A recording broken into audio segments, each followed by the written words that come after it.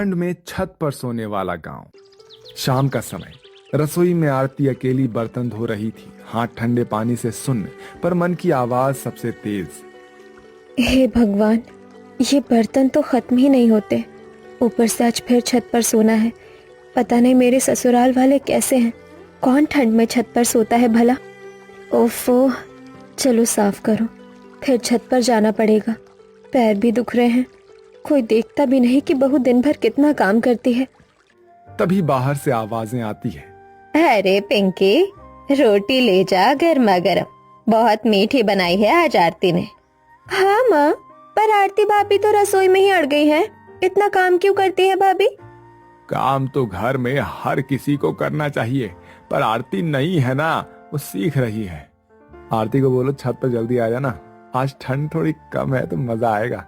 परिवार खाना खाकर छत पर जाने को तैयार हो जाता है। सबकी प्लेटें खाली, पर आरती अभी भी रसोई में थी। बहू जरा जल्दी आ जाओ, सब छत पर जा रहे हैं। रजाई कंबल ले लेना। हाँ हाँ, मैं ही ले जाऊं सब कुछ। इन्हें बस छत पर मौज करनी है। हे भगवान, मेरे तो भाग्य फूट गए। माँ, मेरी रजाई कहाँ है? तेरी रजाई? अरे वो मोटी वाली, वही ले जा। आज तो ठंड कम है। कम? ये कम ठंड है? मेरे तो हाथ जम रहे हैं। छत पर कई घरों के लोग बिछौने बिछा रहे थे। कोई रजाई लाता है तो कोई दो दो कंबल। अरे शारदा ताई, आज तो थोड़ी ठंड कम है ना? हाँ कमला, बिल्कुल कम। हम तो अभी आए ही हैं। मेरे घर वाले भी बस आते ही होंगे। हम तो रोज छत पर ही सोते हैं, परंपरा है हमारी, जानते ही हैं आप तो। वहीं कुछ देर बाद आरती थकी चाल से आती है। हाथ में पतला सा कंबल था। भाभी, इतना पतला कंबल? अरे दो ले लेती आप। दीदी और है ही नहीं तो क्या लेकर आती मैं। अरे कोई बात नहीं, बहू आदत डाल लो। छत की हवा में सोने का मजा ही अलग है। देख रही हो ना कि पूरा गांव छत पर सो रहा है, इस खुले आसमान में। ठंड के दिनों में ताजी हवा लेने का एक अपना ही मजा है। मजा या सजा? आरती लेटने की कोशिश करती है, पर उसे नींद नहीं आती। पानी पीने के बहाने वो नीचे जाती है और ऊपर आते वक्त उसका पैर अचानक से मुड़ जाता है और वो वहीं पर गिर जाती है। अय्या, मेरे पैर, मोच आ गई लगता है। हे भगवान। आरती की कराहने की आवाज सुनकर सास कमला और नंद पिंकी नीचे जाती हैं। अरे बहू, ये क्या कर दिया तूने? कहाँ लगी? कहाँ दिखाओ।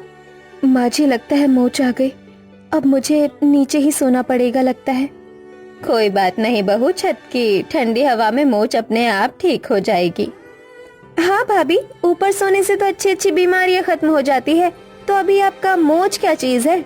चलिए हम दोनों आपको ऊपर ले चलते हैं। हाँ हाँ, और मैं वहीं जम जाऊंगी। कमला देवी और पिंकी उसे पकड़कर उठाती है। इसके बाद वो मिलकर आरती को छत पर ले जाती है, जहाँ सब अपने अपने बिस्तरों में घुस चुके थे, सिवाय आरती के, जो दांत किटकिटाते हुए बैठी है। आरती, आराम से सो जाना, छत पर तो मजा आता है, हमारी परंपरा है। मेरे तो भाग्य ही फूट गए जो ऐसे घर में आई। वो करवट बदलती है, कभी हवा कान पर लगती है, कभी कंबल सरक जाता है। हे भगवान, ना मैं सही से सो पा रही हूँ, ना उठ पा रही हूँ। आरती किसी तरह सो जाती है। इसके बाद ससुराल के आंगन में सुबह की धूप के साथ कमला देवी और विनोद चाय पी रहे हैं। वहीं आरती नींद में सूजी आंखों के साथ आती है। अरे आरती, बढ़िया नींद आई होगी। छत पर ठंडी ठंडी हवा में बहुत मजा आता है। मजा? हद है। हमारे घर में तो छत पर सोना बरसों से रिवाज है, नीचे तो कोई सोता ही नहीं। आरती कुछ देर बाद अपना सारा काम करके पानी भरने बाहर जाती है। वहाँ 3 बहुएं पहले से ही बात कर रही हैं, रीना, महिमा और गुंजन। अरे आरती, कैसी रात गई? जम गई होगी ना?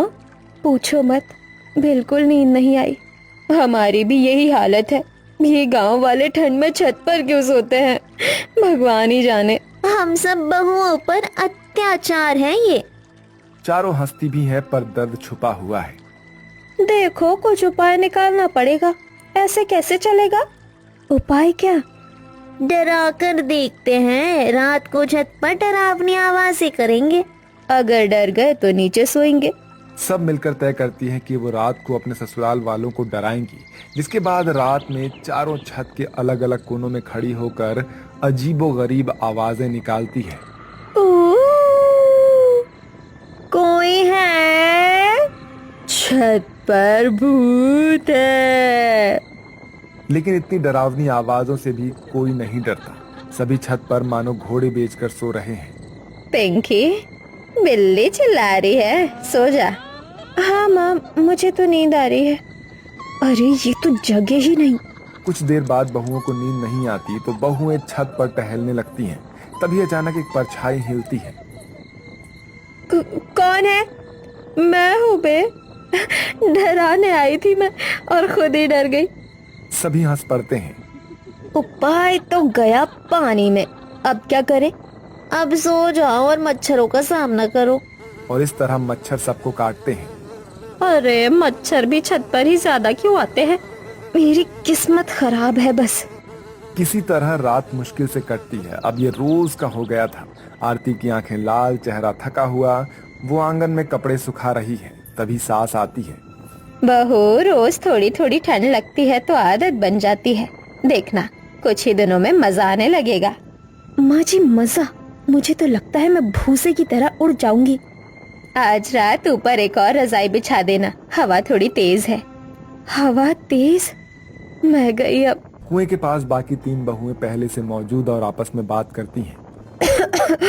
आरती, हम खत्म हो गए हैं। रात को तो सो ही नहीं पाते। मुझे तो लगता है अगर एक रात और छत पर सोई तो सीधे अस्पताल जाऊंगी। मेरे तो गाल पूरे सूज गए। ये मच्छर गांव वालों के पक्ष में है क्या? चारों एक साथ हंस भी देती हैं और रोने जैसा भाव भी आता है। कुछ ना कुछ करना ही पड़ेगा, वरना हम सच में बीमार पड़ जाएंगे। डराना तो बेकार गया, कोई जागा ही नहीं। अब की बार थोड़ा जोरदार डराते हैं। नहीं, डर से कुछ ना होगा। हमें ऐसा करना होगा कि खुद उन्हें लगे कि नीचे सोना जरूरी है। सब गहरी सांस लेकर सोच में पड़ती है।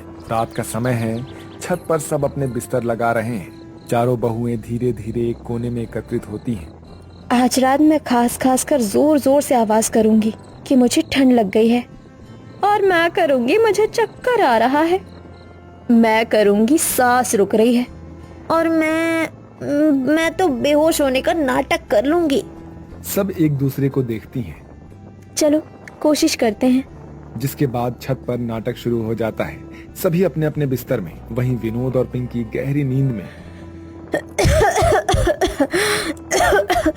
ओह, बहुत ठंड लग रही है। कोई हलचल नहीं। अरे मेरी आंखों के आगे अंधेरा छा रहा है। फिर भी कोई नहीं जगा। हाय राम, सांस नहीं ले पा रही। अब मैं बेहोश होती हूँ। गुंजन धप से लेट जाती है, लेकिन कमला देवी करवट बदल कर कहती है, रीना की बहू है क्या? घटिया एक्टिंग करती है। सो जाओ सब। चारों ठंड से कांपते हुए एक कोने में बैठती हैं। ये लोग तो कुछ भी समझने वाले नहीं हैं। हमारी नाटकबाजी बेकार हो गई। अब तो सच में बीमार हो जाऊंगी। अब क्या करेंगे? आरती धीरे से कहती है, प्राकृतिक जुगाड़ ही अब बचा है। मतलब समय को काम करने दो, अगर खुद सब बीमार पड़ गए तब समझ आएगा। बाकी बहुएं सहमति से सिर हिलाती हैं। कुछ दिन बाद गांव की हालत। गांव के कई घरों में खांसी की आवाज, बच्चे रोते हुए, बुजुर्ग खू खू करते हुए और जवान लोग भी ठंड से बुरी तरह घिरे हुए। छी, छी। बहू, चाय दे दो। बहू, आज छत पर तो जाना ही पड़ेगा। हम अपने रिवाज नहीं बदल सकते। बहुत ठंड है वैसे आज। अरे वाह, आखिर समझ आया। लेकिन अब काम में धीरे धीरे सबकी तबीयत खराब होने लगती है, जिसके कारण से गांव में 2 डॉक्टर्स भी आते हैं। डॉक्टर सभी घर वालों को इकट्ठा करते हैं। आप लोग इतनी ठंड में छत पर क्यों सोते हैं? ये हमारा रिवाज है डॉक्टर साहब, बरसों से ऐसे ही चल रहा है। रिवाज से पहले सेहत आती है। इस मौसम में प्रदूषण ज्यादा है, तापमान बहुत कम है। ऊपर खुली हवा में सोने से सर्दी, निमोनिया और वायरल बढ़ रहा है। सभी गांव वाले एक दूसरे को देखते हैं। डॉक्टर साहब, सही कह रहे हो आप। मुझे तो सांस फूलने जैसा लग रहा है। हाँ, बच्चों को भी खांसी है। हम तो आपको यही कहेंगे कि आप छत पर सोना बंद कर दीजिए, नहीं तो आगे इससे भी बुरा परिणाम सामने आ सकता है। बड़े तो बड़े, बच्चे भी ठंड के चपेट में आ रहे हैं। शायद आप सही कह रहे हैं डॉक्टर साहब, हम अपनी परंपरा निभाते आए हैं, पर अब समय है बदलने का। आज से ही सभी चुप होकर सुनते हैं। गांव में कोई भी ठंड में छत पर नहीं सोएगा। गांव वाले ताली बजाते हैं, बहुएं चारों एक दूसरे को देखती हैं। उनके हृदय में राहत की लहर थी। शाम को घर में आरामदायक माहौल था। बहू आज नीचे ही सोना, डॉक्टर ने मना किया है। जी माँ जी। अरे आरती, नीचे सोने में ही मजा है, अब तो आदत डालनी पड़ेगी। वाह, अब बात बनी। भाभी, नीचे तो ज्यादा आराम मिलेगा, मैं तो आज ही 2 रजाई ले आई हूँ। फिर अगले दिन कुएं के पास सारी औरतें एक दूसरे से बातें करते हुए कहती हैं, बहन हमने कर दिखाया, अब हमें छत पर नहीं सोना पड़ेगा। हे भगवान, मच्छरों से छुटकारा मिला। अब रोज नींद पूरी होगी, हर काम भी अच्छे से होगा। सब एक साथ खिलखिलाकर हंस पड़ती हैं। आरती अपने कमरे में रजाई ओढ़कर लेटी है। वही शांत कमरा, गर्म रजाई, हल्की हवा, मानो आरती सुकून में डूबी हो। अरे वाह, अब इसे कहते हैं शादी के बाद की असली खुशी। वो आंखें बंद करती है और गहरी नींद में डूब जाती है।